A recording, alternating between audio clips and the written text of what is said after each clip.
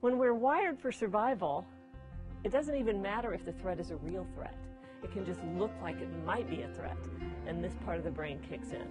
These old patterns creep up, and then what she does, in an informing way, non-threatening way, she puts these little labels on there so you can recognize that. And I like that. But this part of the brain, when we feel threatened in any way, shuts down.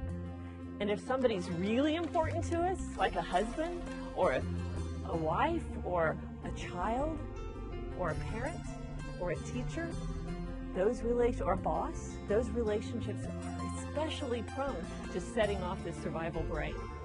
This is a really good subject matter that she could take into workplaces, because people going into work, they take in the baggage and they do a terrible job that day because they can't let go of whatever it is, they can't get past it. Setting off this survival brain.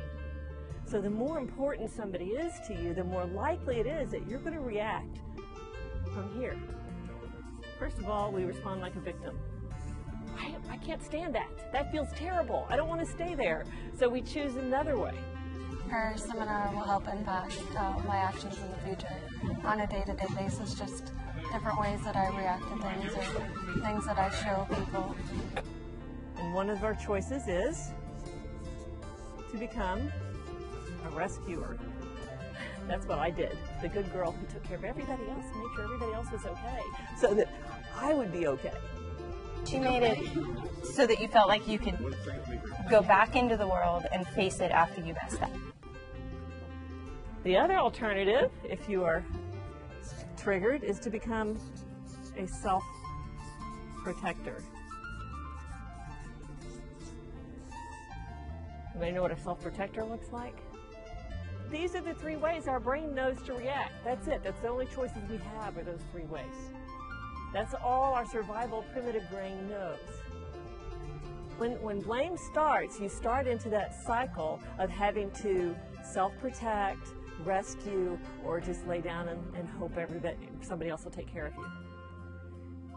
She reinforcements some of the things that you may have been taught a long time ago with a new, fresh delivery.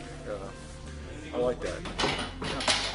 I'm going to be doing some stuff like that. I have her book, so I get to read it and I get to refresh myself, put notes on it. Trust all the time that you have in you things that are valuable, that are unique, that nobody else has, that only you can give. Show up with that part of you present. Don't hold it back.